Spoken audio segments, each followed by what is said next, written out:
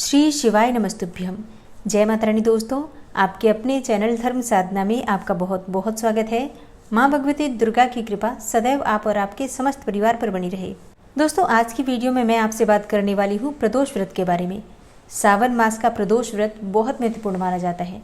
सावन के महीने में प्रदोष व्रत के दिन अगर आप पूजा आराधना करते हैं, मंत्रों का जप करते हैं या फिर भगवान की कृपा की प्राप्ति के लिए व्रत धारण करते हैं तो किसी भी प्रकार की कामना हो पूर्ण हो जाती है, क्योंकि भगवान भोलेनाथ को त्रयोदशी तिथि सबसे प्रिय होती है।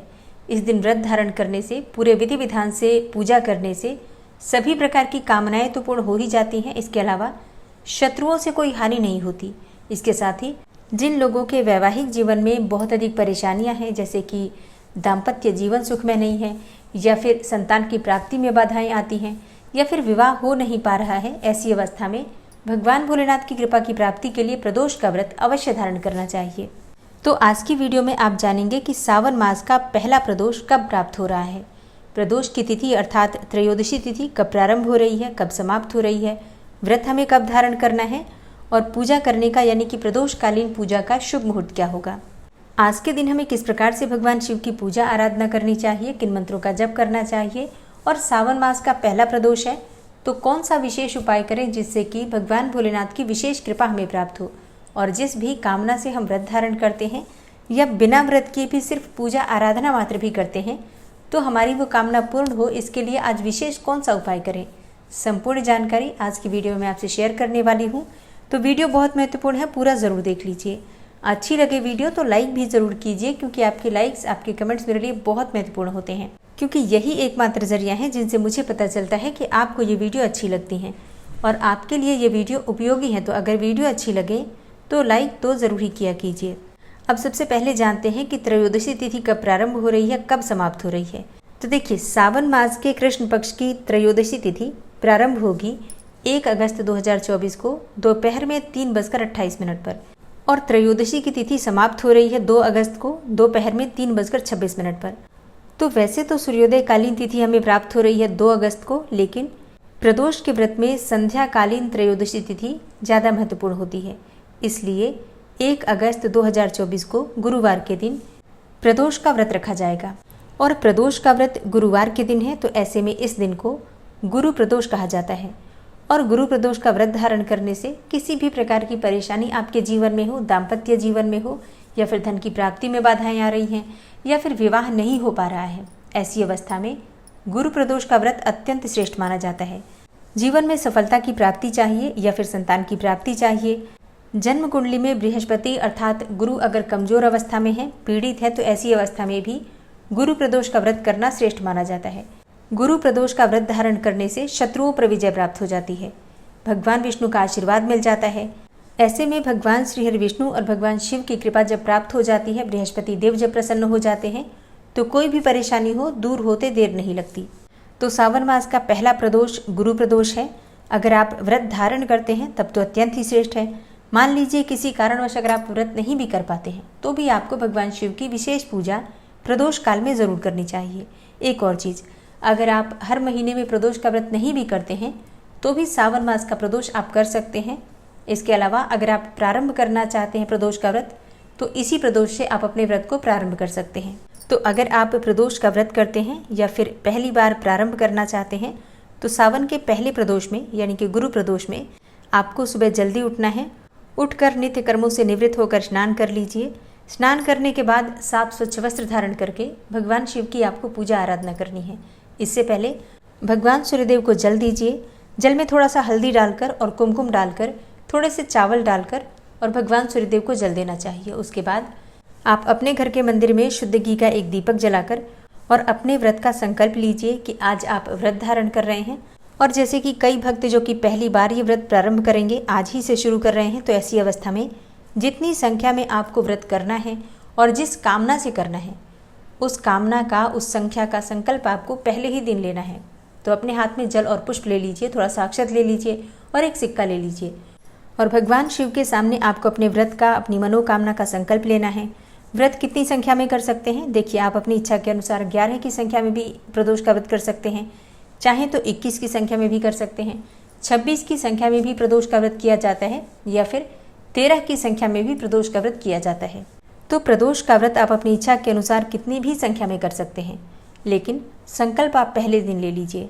इसके साथ ही जिस कामना से आप व्रत करेंगे अपनी मनोकामना भी भगवान शिव के सामने कहिए और भगवान से प्रार्थना कीजिए कि आपकी मनोकामना को पूर्ण करें। व्रत में पूजा पाठ में किसी भी प्रकार की भूल चूक हो जाए तो उसके लिए क्षमा प्रार्थना कर लीजिए। किसी भी प्रकार की विघ्न बाधा आपके व्रत में ना आए, इसके लिए भगवान गणेश से, भगवान भोलेनाथ से प्रार्थना कीजिए।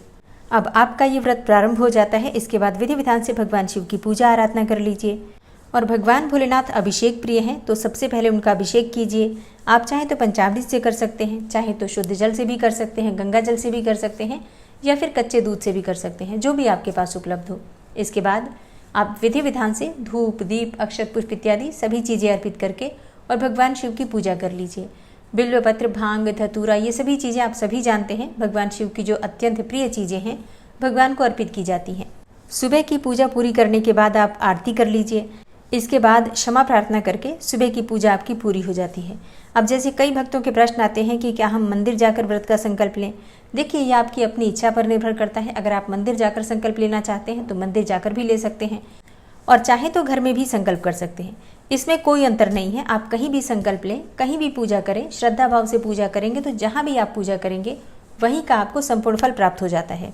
व्रत है आपका तो आप दिन में फलाहार कर सकते हैं, कोई सा भी फल खा सकते हैं, जूस पी सकते हैं, मतलब फलाहार और जलाहार के द्वारा आप प्रदोष का व्रत धारण कर सकते हैं। वैसे कई भक्त हैं जो कि प्रदोष का व्रत निर्जल भी धारण करते हैं, तो ये भक्तों की अपनी श्रद्धा है, इच्छा शक्ति है। तो अपनी शारीरिक क्षमता का ध्यान रखते हुए आप निर्जल या फिर फलाहार किसी भी प्रकार से व्रत कर सकते हैं। शाम के समय प्रदोष काल में भगवान शिव की विशेष पूजा होती है, तो शाम को प्रदोष काल से पहले आपको स्नान करना है, साफ स्वच्छ वस्त्र धारण करने हैं, और इसके बाद विधि विधान से भगवान शिव की फिर से पूजा आराधना की जाती है। अभिषेक करेंगे आप, और उसके बाद से धूप, दीप, अक्षत, पुष्प, भांग, धतूरा, बिल्वपत्र, ये सभी चीज़ें अर्पित करके विधि विधान से भगवान शिव की पूजा करेंगे। आप अगर आपके घर के आसपास मंदिर है तो प्रदोष काल में आप मंदिर भी जा सकते हैं, नहीं तो घर में भी शिवलिंग है तो उसकी पूजा कर सकते हैं, या फिर प्रयास कीजिए कि मिट्टी का शिवलिंग बनाकर उसी की पूजा करें। वैसे भी सावन के महीने में पार्थिव शिवलिंग के पूजन का अधिक महत्व माना गया है, तो अगर आप पूरे सावन मास में हर रोज नहीं कर पाते हैं पार्थिव शिवलिंग का पूजन, तो कम से कम प्रदोष व्रत के दिन, मासिक शिवरात्रि के दिन आपको मिट्टी के शिवलिंग बनाकर उसकी पूजा करनी चाहिए, जिससे कि आपको अधिक पुण्यफल की प्राप्ति हो। मिट्टी का शिवलिंग आप चाहें तो सुबह भी बना सकते हैं, सुबह और शाम दोनों समय उसी से पूजा कर सकते हैं, या फिर शाम को बना लीजिए, फिर प्रदोष काल में पूजा करके और फिर अगले दिन विसर्जित कर सकते हैं। प्रदोष व्रत के दिन भगवान को भोग क्या लगाएं? देखिए, भगवान को आप फलों का भोग लगा सकते हैं, सफ़ेद मिठाइयों का भोग लगा सकते हैं, चाहे तो चावल की खीर बनाकर भी भगवान को भोग लगा सकते हैं, या फिर मखाने की खीर बनाकर भी भोग लगा सकते हैं, या अगर आप साबूदाने खाते हैं तो साबूदाने की खीर भी बना सकते हैं। तो जो भी चीज़ें आपके पास उपलब्ध हो अपनी सुविधा के अनुसार भगवान को भोग लगा सकते हैं। अब अगला प्रश्न आपका होता है कि प्रदोष व्रत का पारण हमें कब करना चाहिए। देखिए, प्रदोष व्रत में अनाज नहीं खाना चाहिए, मतलब अनाज का सेवन करना वर्जित माना गया है।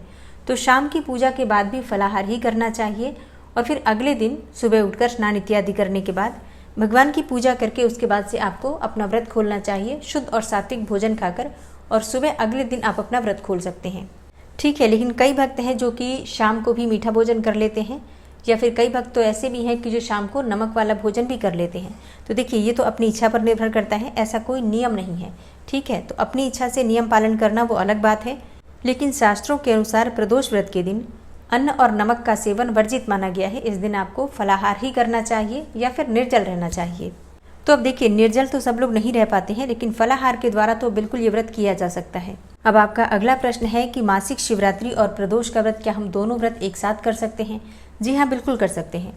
प्रदोष का व्रत और मासिक शिवरात्रि ये दोनों व्रत एक साथ किए जा सकते हैं, कोई समस्या नहीं है। तो सावन का पहला प्रदोष 1 अगस्त को है। 2 अगस्त को मासिक शिवरात्रि अर्थात सावन शिवरात्रि का व्रत रखा जाएगा।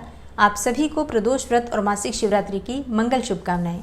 और दोस्तों, उम्मीद करती हूँ कि आप इस चैनल पर अपलोड होने वाली शिव पुराण की कथा और इसके साथ ही सावन मास की कथा भी जरूर सुनते होंगे। और अगर आप अब तक नहीं सुन पा रहे हैं ये कथाएं, तो आज से ही सुनना प्रारंभ कीजिए। सावन के महीने में इन कथाओं को सुनने मात्र से भगवान शिव की विशेष कृपा आपको प्राप्त हो जाती है। और अब जानते हैं कि प्रदोषकालीन पूजा का शुभ मुहूर्त क्या है। देखिए, 1 अगस्त को यानी कि गुरुवार के दिन शाम को 6:30 से रात्रि 9 बजे तक प्रदोष व्रत की पूजा का सबसे शुभ मुहूर्त है। इस समय में आप भगवान शिव की पूजा कर सकते हैं, उनके मंत्रों का जप कर सकते हैं, उनका अभिषेक कर सकते हैं, मंदिर जाकर भगवान के दर्शन कर सकते हैं। घर के आसपास बिल्व का वृक्ष है तो वहाँ जाकर दीपदान कर सकते हैं। मतलब अगर आप व्रत नहीं भी करते हैं तो भी ये सभी उपाय कर सकते हैं और इन उपायों को करने से निश्चित ही भगवान शिव की कृपा से आपकी जो भी कामना हो पूर्ण होती है। तो दोस्तों ये है आज की वीडियो, उम्मीद करती हूँ आपके लिए उपयोगी होगी। प्रदोष व्रत की कथा की वीडियो आपको कल सुबह मिल जाएगी और शिवरात्रि व्रत की पूजा विधि और कथा की वीडियो भी आपको कल मिल जाएगी। तो चैनल से जुड़े रहिए ताकि सभी जानकारी आपको सही समय पर प्राप्त हो। मिलती हूँ मैं आपसे अगली वीडियो में, तब तक के लिए जय श्री राधे।